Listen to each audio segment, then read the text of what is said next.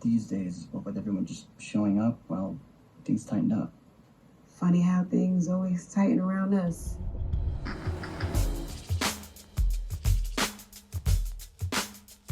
Falcon and the Winter Soldier it's really good. There have been lots of videos made. I even made one, but no one is talking about the bank scene, and that's a shame since it is really good. In fact, as I was looking for footage, the bank scene comes up as a suggested search result. To me, this speaks to a widely shared intuition that something important happened in these 2 minutes and 15 seconds, and a hopeful sort of hunger to understand what that is. And to understand that, we need to analyze how power flows from character to character in this scene and see how we went from to Are you serious?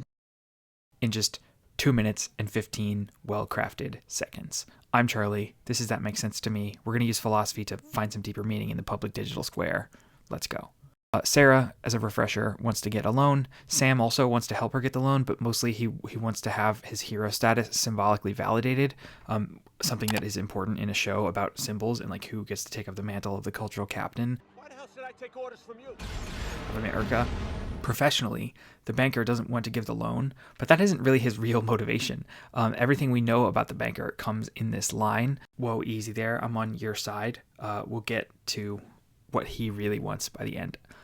Top of the scene. We start with a bro-y back and forth. Like, oh my gosh, the Avengers. Now, this actually starts. Sam is being cunning. He's leveraging his star power to help get the loan and gracefully transitions from Avengers to business. But the banker interrupts. Like, he straight interrupts mid-sentence a man who helped save half the universe. So Sarah steps in. Or the guy sitting in front of you trying to get a loan. Can you do your job? Can we discuss the loan that's in front of us? Can you take our business seriously? Is there some kind of fun for heroes, or did Stark pay you when he was around? My condolences. But the banker goes straight back to talking about the Avengers. So now it's Sam's turn. Back to the cunning. Well, yes, of course, the Avengers, but that applies to the business. This back and forth beat finally ends when the banker insinuates that Sam maybe stole a bunch of money, resulting in this face subtext of this being the mythology of black criminality, which I discuss in other places. But importantly, the conversation and power shifts. You have no income over the last 5 years. Right, it doesn't matter who Sam is. The banker is in the power-up position now, and he is denying the loan. Sarah rightfully calls out that this is insane. Like, How can you have income if you don't exist? Sarah. this is, of course, reasonable, right? In this comic book universe, half the world was Thanos snapped out of existence. How could they have income? What sense does it make for banks to require income of non-existent people? But more than this, Sam reacts to the shift in power. Like, he's no longer in control and he has to adjust his strategy. Rather than bro-y camaraderie, now that the paperwork has been passed, he has to switch his tone to supplicating in all business. And he goes all business. But if you look at our plan, I have government contracts. So that's proof of earnings. And I know for a fact that we qualify for an SBA loan. Under the old terms, sure. But these days, with everyone just showing up, well, things tightened up. A real small business loan. Google it. But it doesn't matter. It doesn't matter that Sam has this plan. It doesn't matter that he does have proof of income. It doesn't matter that he saved the world. The banker still says no. In the final beat, Sarah is finally pushed too far and just calls out the reality of the situation. Funny how things always tighten around us. Which is followed up by the 7 whitest words in the scene. Whoa, easy there. Look, I'm on your side. Translation, I'm one of the good ones. Like, don't you remember earlier when Sam and I were being buddy-buddy? Oh, by the way, can I get a selfie? Are you serious? It doesn't matter that he's a hero. He's still a black man in America.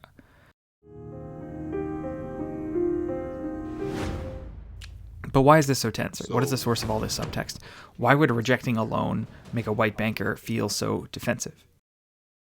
To understand why there is so much tension around the subject of loans in America, we can actually engage with Anthony Mackie's other work. In the real first MCU Fox-Men crossover, Falcon, Nick Fury, and Beast collabed on a movie incidentally called The Banker. Oh, I'm sorry. Did I not wake up black this morning? Because I'm pretty sure I did. Yep, still black. The Apple Plus movie tells a true story of 2 entrepreneurs in 1950s America. They are trying to do something that is completely legal, but culturally prohibited. make money, get loans, buy property. And just how in the hell do you plan on pulling that off? We get Matt to front for us. You want me to what? Be us to the rest of the world. They were cunning businessmen, but in order to succeed, they had to hire a white man to be their public face. They couldn't even get a meeting to make an offer on a property. How can you have income if you don't exist? How can you have income if you aren't allowed to exist in the spaces where income is generated? It would be reasonable for you to ask why I'm dredging this up in a discussion about Marvel movies, but it is a good place to dwell because it is a much needed point of common ground. These days, we don't even agree on what the basic facts are. We don't have a shared reality. But we know about Selma. We have forgotten Black Wall Street burning, but we remember the Freedom Riders. We've seen the pictures of the drinking fountains with the words hanging above them, whites only. America has Holocaust deniers, but we don't have Rosa Parks deniers. That matters. It's at the very least a place to start. Because no one disagrees that 1950s America was a bad time to be black. If you ask Bryan Stevenson, or J.B. Jackson, or Walter Johnson, we have heavily sanitized the narrative. Our collective conception of that time has been run through the good old days Instagram filter. Just like we as individuals don't want to post photographs with our flaws prominently featured, we collectively still highlight the notable victories of the civil rights movement and intellectually airbrush away brutality. We are witnessing the beginning of a body positivity movement that denies the need for such selective editing. We need the same principle applied to our history, but I am digressing. The question at hand is not, was the past bad? Or how bad was the past? The question is, how much does that bad past persist into the now? The current political disagreement is whether or not the collective brokenness of our past still affects the present in a meaningful way. Now, yesterday, of course, a black Georgia elected representative named Park Cannon was hauled out of the Capitol while a voter suppression bill was being signed into law. So, I'm not at all confident that the past has even passed, but we'll leave that out for now because our heads are on the bank scene. As a physics teacher, part of what I try to impress on students is to comprehend the scale of the problem. Do we use kilograms, centimeters, grams, light years? What's the time scale of housing discrimination? I would argue it isn't days, months, even years. Housing discrimination is a generational timescale problem. But if we do not have Rosa Parks deniers, if we know for certain that racism occurred in the past, loans and housing are one of the social mechanisms that allow that hate to persist into today.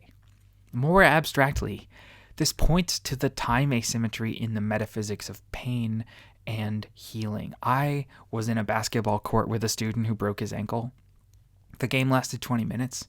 The injury lasted seconds. He was in recovery for 4 months. One of my cousins was in a car accident. A drunk driver hit her. That driver had a few hours of fun that night. A few minutes of illegal, reckless driving. Insurance paid for the car. The physical wounds healed quickly. But my cousin still struggles to drive on the highway 3 years after the accident. If broken bones and psychological wounds always take longer to heal than the trauma itself, how many decades will we need to recover from centuries of racial exploitation? It's been 52 days, and I've spent more time in jail than Darren Wilson. But we don't need to guess. I'm from St. Louis. The answer is written into the structure of this city. This is a map of the percentage of Black Americans by zip code. This is a map of the concentration of poverty. These are obviously correlated after this discussion. It should not be a mystery, but in case you're still not with me, here is a realtor's map from 1940 superimposed on top. So I'll say again, the timescale of housing discrimination is generations. The effects of racism of our past are still etched into the foundations of society. This is a small part of what is meant when people say that structural racism, institutional oppression, and white supremacy are enmeshed in the physical and intellectual substrate of our social institutions. No, the evils of the past generations are still here. This to say nothing of the evils today, of all the systems that we are building right now to keep these red lines drawn in our digital sand and continue to impose hierarchy on the world around us. This to say nothing of Tamir Rice, of Michael Brown, of Freddie Gray, of Philando Castile, of Breonna Taylor, of Representative Park Cannon, who was arrested yesterday. Funny how things always tighten around us. Whoa, easy there. Look, I'm on your side. So how do we respond? I don't have all those answers. No one person does, but I know two things. First, I know we are meant to be cycle breakers, distributors, healers. When a bone is broken, we need to help get a cast. It isn't enough to simply stop hitting the wound. Economic healing will require more than just ceasing economic harm. Second, I know we have to be more than this banker. Defensive, attempting to solidify our reputation to the world as one of the good ones, instead of working to solidify our understanding of how the collective actions of people who perceive themselves to be good can be just as harmful. Put differently, I think there's something better waiting for us in this country than another century of conflict and tension and burden, because we won't face the legacy of our past. I'm Charlie. He says that makes sense to me. Thanks for watching.